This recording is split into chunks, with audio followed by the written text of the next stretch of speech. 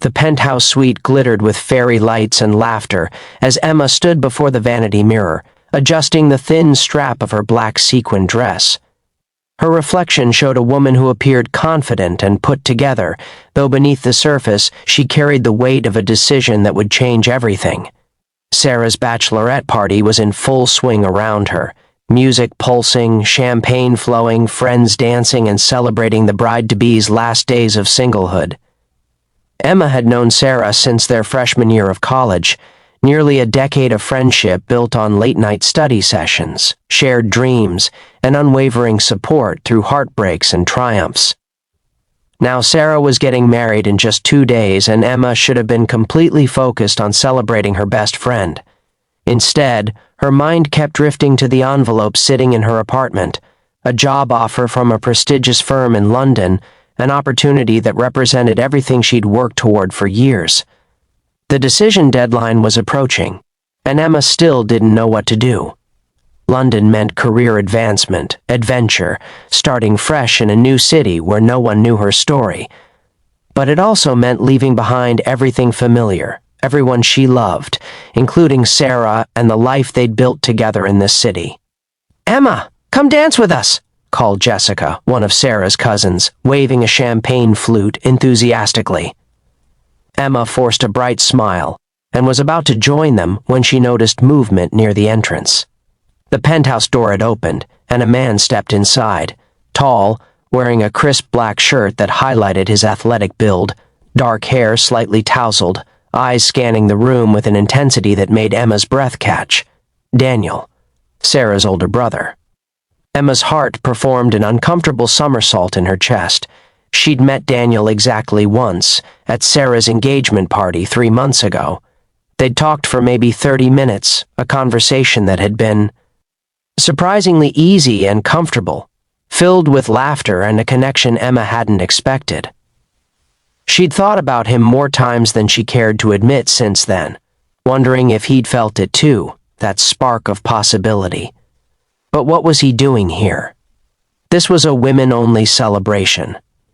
Men weren't supposed to crash bachelorette parties. Daniel's eyes found hers across the crowded room, and something in his expression made Emma's pulse quicken. There was determination there, mixed with something that looked almost like desperation.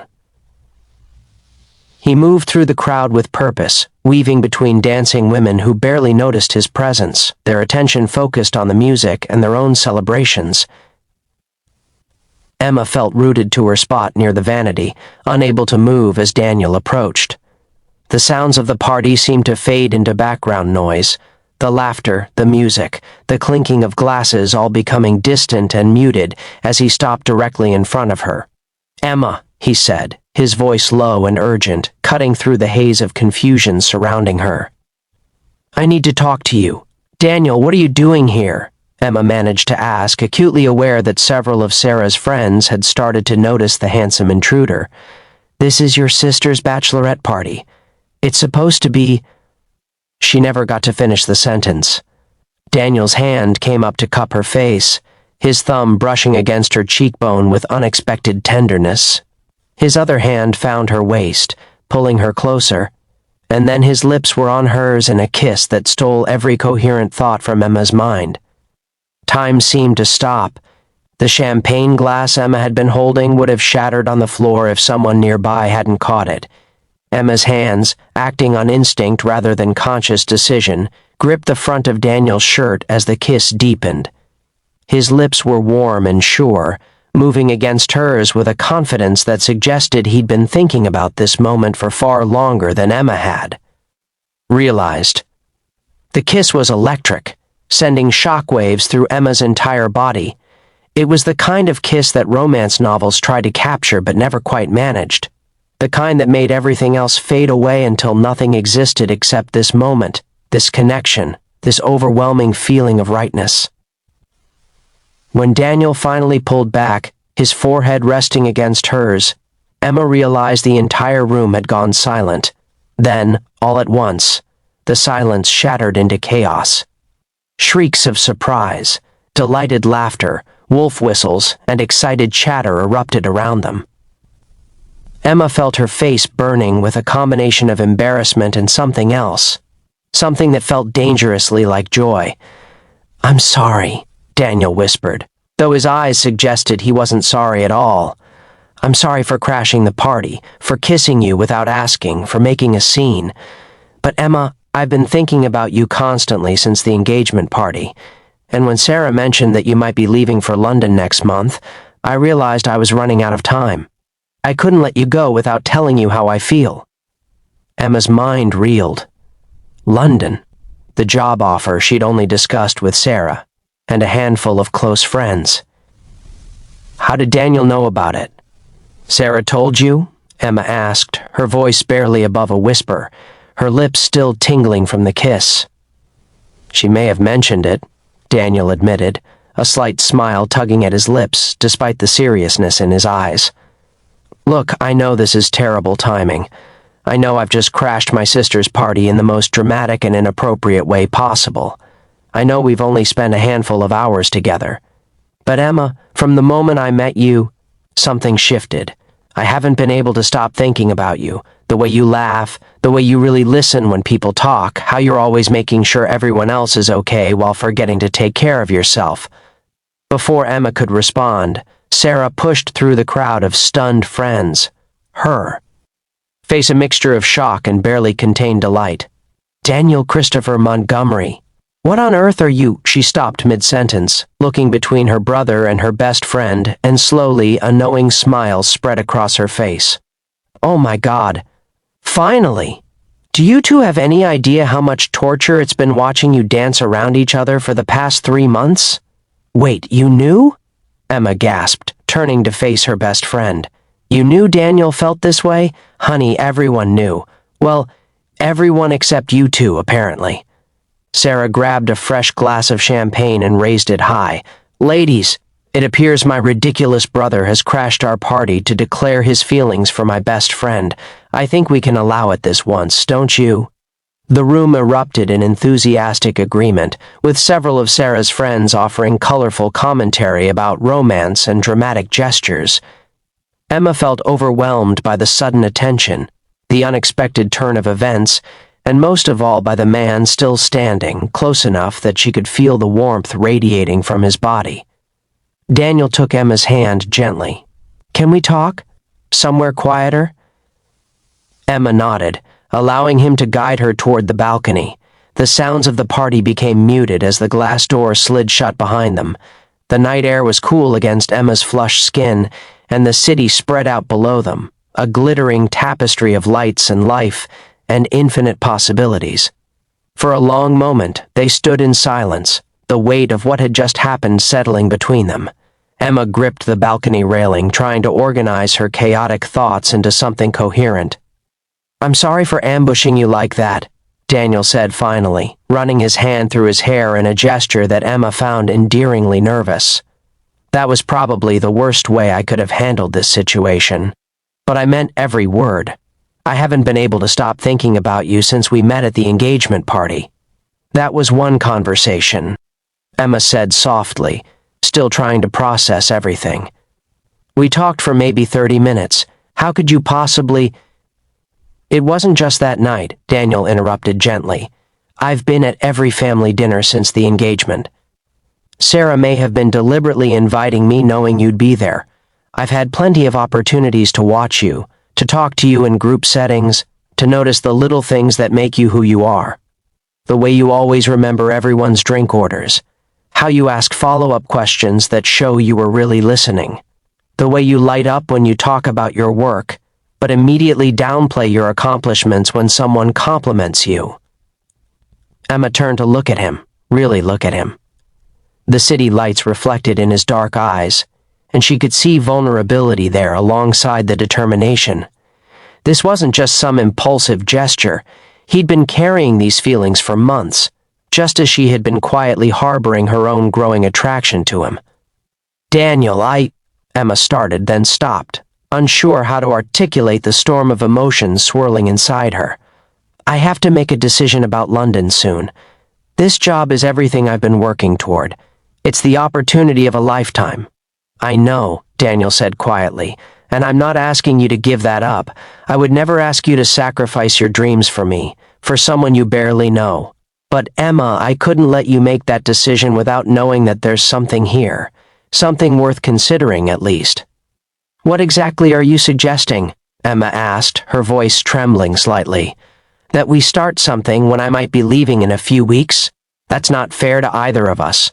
Then don't leave, Daniel said, then immediately shook his head. No, that's not what I mean. He took a deep breath, stepping closer to her. I'm saying that if you want to go to London, go, chase your dreams, build your career.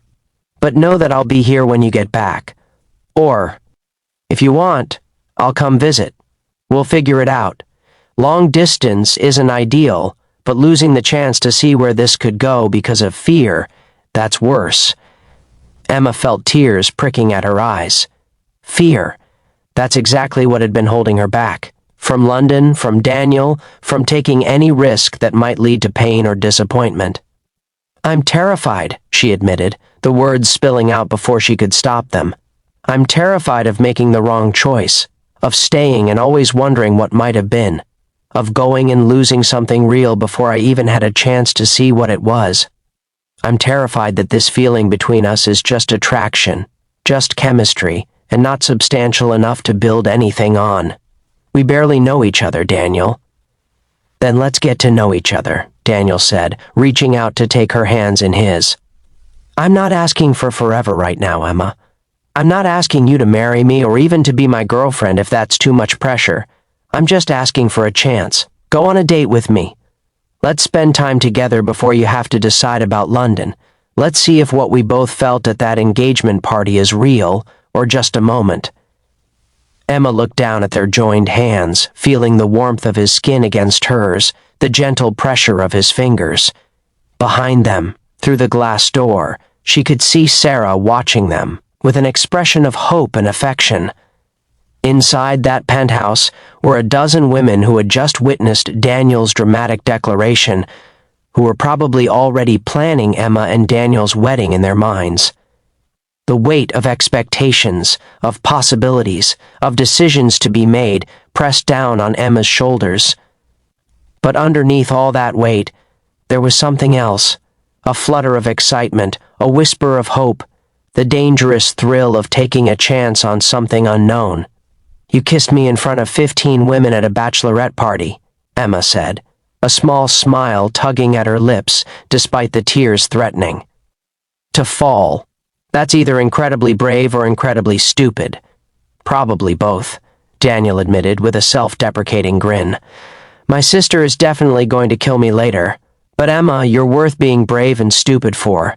You're worth taking risks for.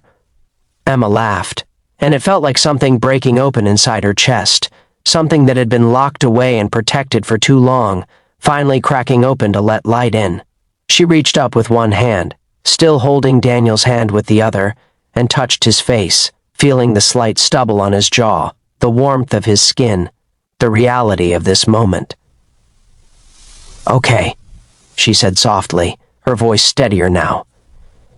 Okay, let's see where this goes. I can't promise anything about London. I still need to figure that out. But yes, let's spend time together. Let's go on that date. Let's be brave and stupid together. The smile that spread across Daniel's face was radiant, transforming his features from serious and intense to joyful and young. He pulled Emma into his arms, and she went willingly, resting her head against his chest and listening to the rapid beating of his heart that matched her own. Thank you, Daniel murmured into her hair. Thank you for giving us, a chance. They stood like that for several minutes, wrapped in each other's arms while the city hummed with life below them and the party continued behind closed doors. Emma felt something shift inside her, a loosening of the tight control she'd maintained over her life and her heart for so long. The balcony door slid open, and Sarah appeared, champagne bottle in hand and a knowing smirk on her face. All right, you two. As much as I love witnessing this romantic moment, we have a bachelorette party to finish. Daniel, you're either joining us for embarrassing games and questionable decisions, or you're leaving. Your choice, brother dear. Daniel looked down at Emma, one eyebrow raised in question. Emma laughed and nodded. "Stay," she said. "But you're definitely participating in the embarrassing games. No exceptions." "Fair enough," Daniel agreed, though he looked slightly nervous about what that might entail. As they headed back inside, Daniel's hand found Emma's, their fingers intertwining naturally, as if they'd been holding hands for years rather than minutes. The party welcomed them back with cheers and teasing comments, and someone immediately thrust a champagne glass into Daniel's hand. Emma found herself laughing more genuinely than she had in months, caught up in the joy of the celebration and the unexpected possibility of new beginning. Sarah caught her eye from across the room and mouthed, "I love you," and Emma mouthed it back, grateful for a friend who knew her well enough to orchestrate this moment without Emma even realizing it. The future was still uncertain. The London decision still loomed large, requiring careful thought and consideration. There would be difficult conversations to have, plans to make, risks to evaluate. But for now, surrounded by friends and possibility, with Daniel's hand warm in hers, Emma allowed herself to simply be present in this moment.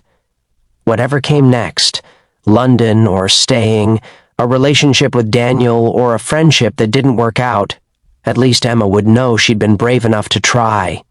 She'd taken the leap, opened herself up to possibility, allowed herself to feel something real instead of hiding behind fear and caution.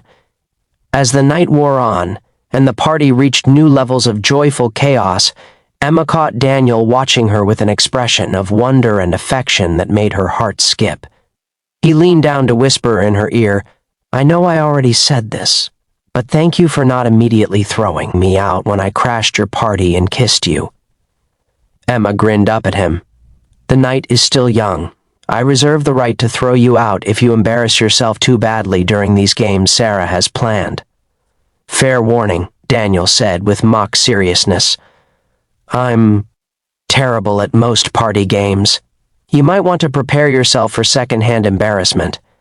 "I'll risk it," Emma replied, and realized she meant it. She was willing to risk embarrassment, uncertainty, possible heartbreak, all of it, for the chance to see where this unexpected connection might lead.